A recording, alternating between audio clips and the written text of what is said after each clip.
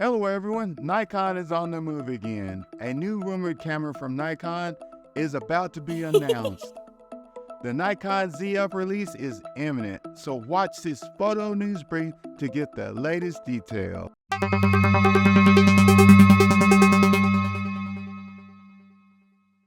Lately, I've been on the lookout for a new Nikon mirrorless camera that I could add to my growing camera collection without trading in a camera or two. My name is Vaughn, and I'm like you. I'm enjoying the buzz Nikon is creating for its brand. Putting aside the Nikon Zf recalls, everything is going as planned. But before we start discussing the Nikon Zf, let me talk about the sponsor of the 1,000 subscriber giveaway. As you guessed, it's me. I don't have a sponsor yet, but if you're interested, I'm looking for takers. Now, let's name the winners. They probably think I forgot about them, but I didn't. Let's spin the wheel for the Nikon D5000. These names are actual subscribers to my channel. Subscribers do win on this channel. CB, you won the Nikon D5000. Mouse G, you won the Spider holster. Troy E, you won the flash gels. Thanks all these subscribers for watching my channel. I will contact all the winners via email. Only one entry was allowed in this giveaway, so if you didn't win this time, I will give away some more stuff in the future. Thank you for being a subscriber. It pays to be a subscriber. If everything holds true, the Nikon Zf mirrorless camera will be released in August or the latter half of the year. After all, it will be the 10-year anniversary of the Nikon DF in November. According to Nikon's physical plan, go to the link above, Nikon wanted to introduce a camera for professionals, aka the Z9, a camera for the semi-professionals, a la the Z8. The rumored Nikon Zf camera will be marketed towards the average photography consumer. Basically, this camera will be something borrowed and something new. Since this is a rumored mirrorless camera, I will give you a few facts while the Nikon Zf is about to become a reality. The original Nikon DF used the Nikon D4's 16 megapixel CMOS sensor. At that time, the processor was the XB4.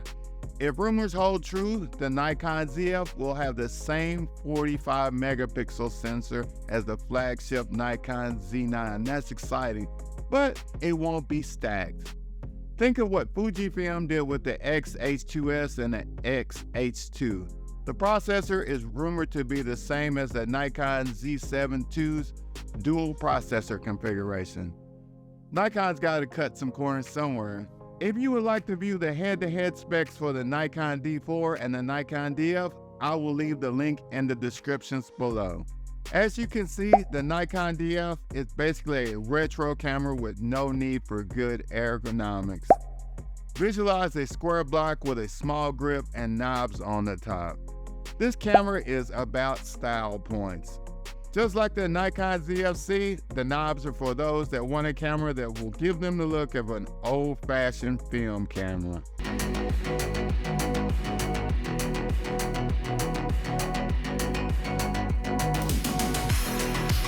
Hopefully the new Nikon Zf won't use the same materials that the Nikon ZFC. Those materials made the ZFC feel a little lightweight, but this camera is intended for the traveling casual photographer. The ZFC has plastic parts to keep it lightweight. The rear and bottom plates are plastic, but the remainder of the body is magnum alloy. The older Nikon DF had a magnesium alloy body, and it is weather sealed. The DF, a full-frame DSLR camera, weighs in at 760 grams or 1.68 pounds versus 390 grams or 13.8 ounces for the mirrorless crop sensor Nikon ZFC. The Nikon Z8 is 910 grams or 2 pounds for a full-frame comparison. So, compare them. If you're an owner of the Nikon ZFC, please leave those comments on why your camera would be ideal for the traveler or enthusiast photographer. While you're leaving those comments, hit that like button and subscribe. I'd really appreciate that. So before I end this video, I want to go over some quick specs. The older Nikon D4 DSLR camera didn't have video. The DF was a throttled down version of the D4, missing a few components and features. The new incarnation, the ZF, will have video, but it will be limited. I can see 4K 60p with no ProRes codecs. After all, this is a photography enthusiast camera at heart. The rumor is it will only have one card slot. No, no, no! Many Nikon users won't be happy with this, but for a cost of $2,000, it will be a minor inconvenience.